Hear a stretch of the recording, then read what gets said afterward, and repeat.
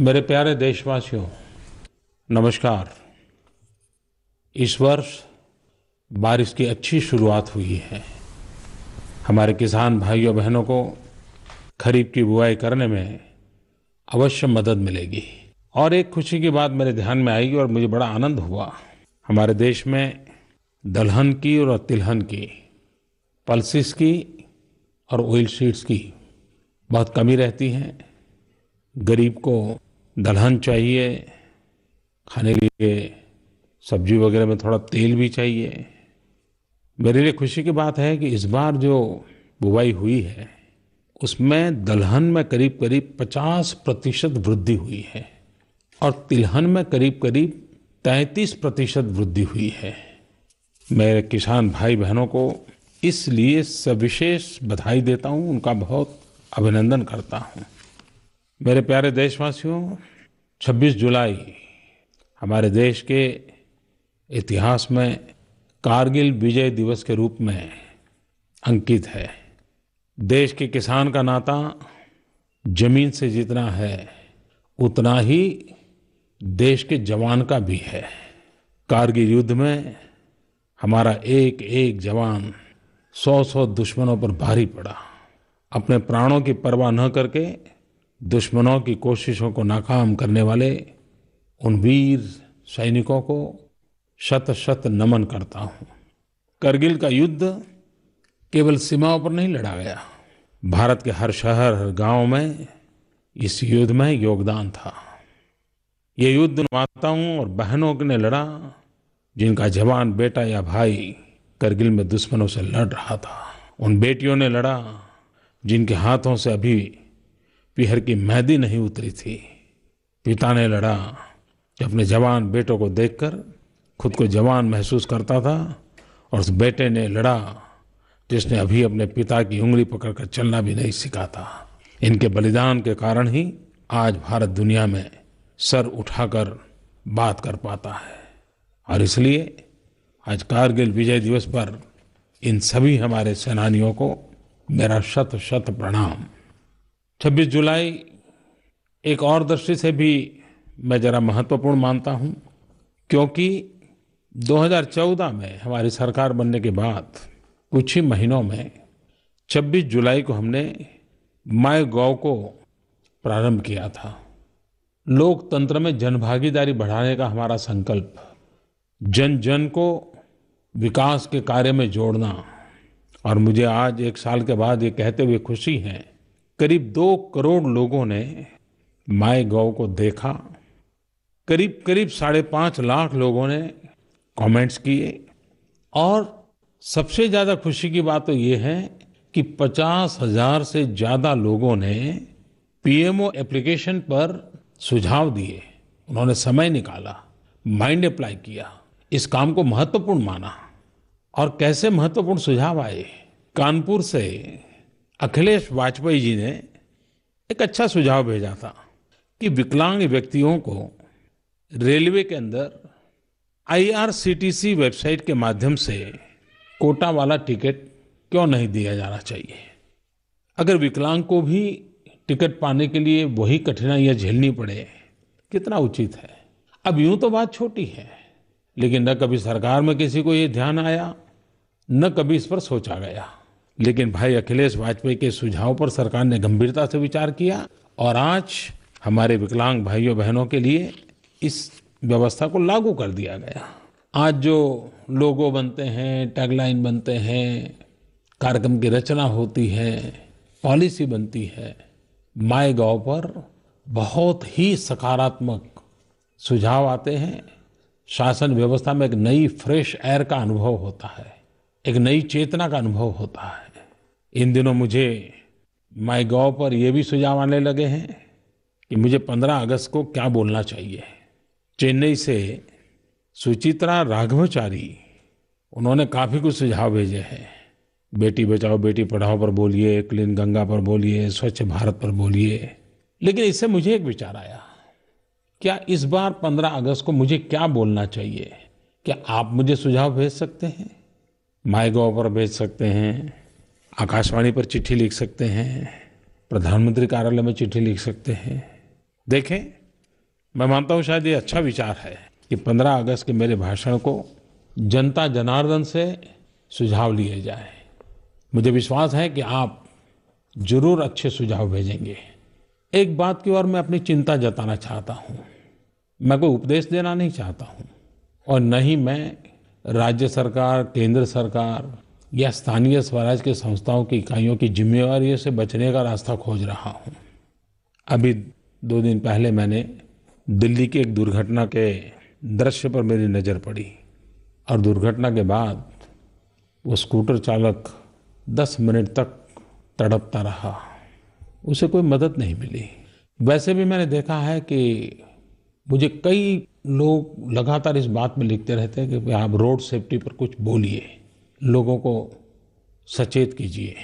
बेंगलुरु के ओशा कोटे के अक्षय हो, पुणे के अमय जोशी हो, कर्नाटक के मूरबिद्री के प्रसन्ना काकुंजे हो, इन सब ने काफ़ी लोगों के हैं नाम, मैं सबके नाम तो नहीं बता रहा हूँ, इस विषय पर चिंता जताई है और कहा है आप सबकी चिंता सही है।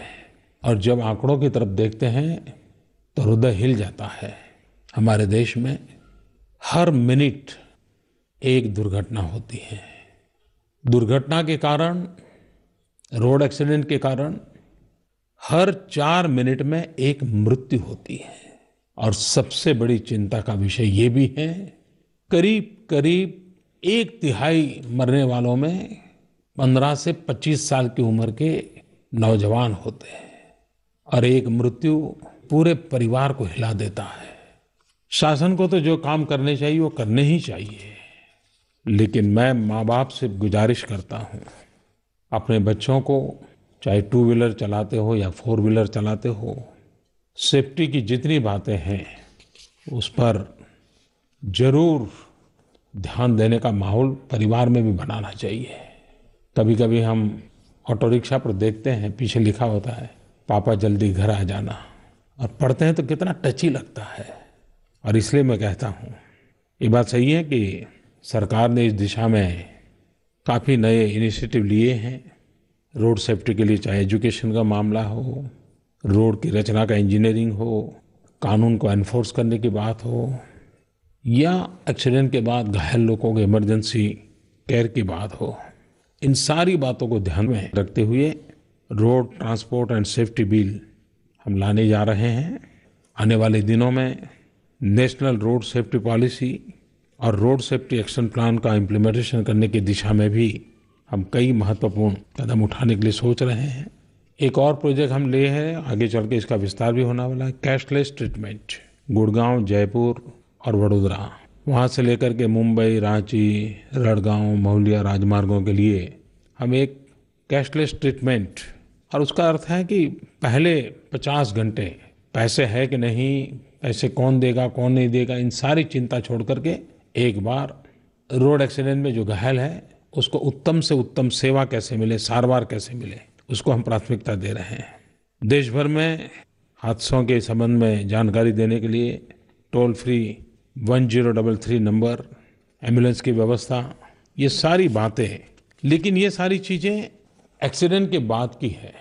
एक्सीडेंट न हो इसके लिए तो हम सब ने सचमुच में, एक एक जान बहुत प्यारी होती है, एक एक जीवन बहुत प्यारा होता है, उस रूप में उसको देखने की आवश्यकता है।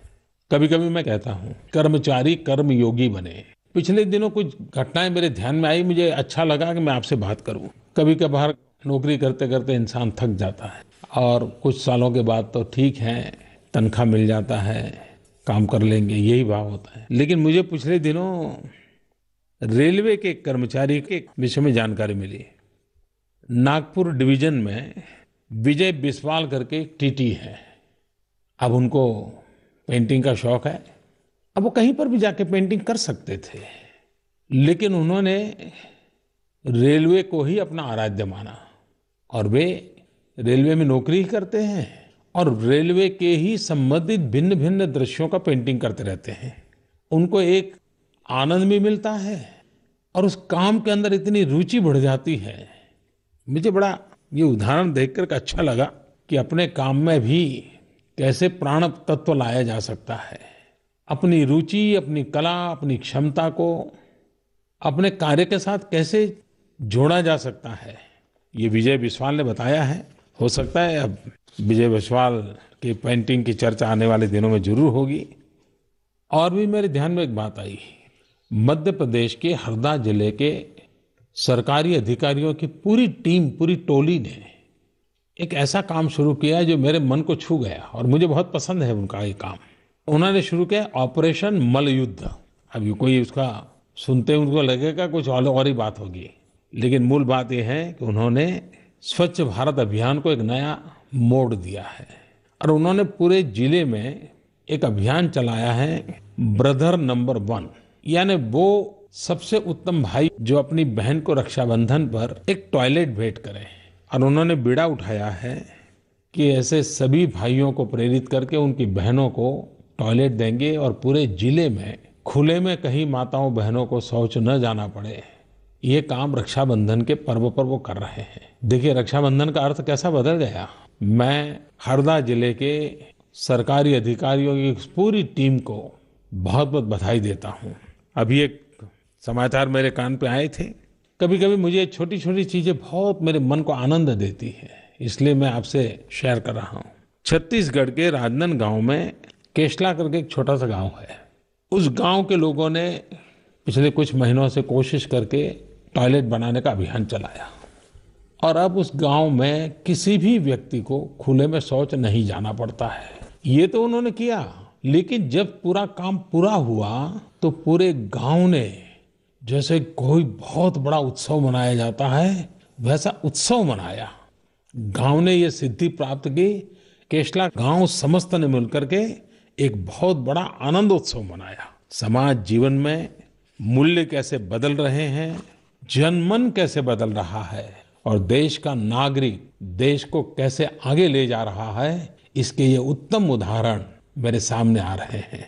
मुझे भावेश डेका गुवाहाटी से लिख रहे हैं नॉर्थ ईस्ट के सवालों के संबंध में। वैसे नॉर्थ ईस्ट के लोग एक्टिव भी बहुत हैं, वो काफी कुछ लिखते रहते हैं, अच्छी बात है। लेकिन मैं आज खुशी से उनको कहना चाहता हूं कि नॉर्थ ईस्ट के लिए एक अलग मिनिस्ट्री बनी हुई है। जब अटल बिहारी वाजपेयी जी प्रधानमंत्री थे तब एक डोनर मिनिस्ट्री बनी थी, development of north east region. हमारी सरकार बनने के बाद हमारे डोनर डिपार्टमेंट में एक बड़ा महत्वपूर्ण निर्णय किया है कि क्या नॉर्थ ईस्ट का भला दिल्ली में बैठ करके हो जाएगा क्या। और सबने मिलकर के तय किया कि भारत सरकार के अधिकारियों की टीम नॉर्थ ईस्ट के उन राज्यों में जाएगी, नागालैंड हो, मणिपुर हो, अरुणाचल हो, त्रिपुरा हो, असम हो, सिक्किम हो, और 7 दिन वहाँ कैंप करेंगे, जिलों में जाएंगे, गांवों में जाएंगे, वहाँ के स्थानीय सरकार के अधिकारियों से मिलेंगे, जनप्रतिनिधियों से बातें करेंगे, नागरिकों से बातें करेंगे, समस्याओं को सुनेंगे, समस्याओं का समाधान करने की दिशा में भारत सरकार को जो करना है उसको भी करेंगे।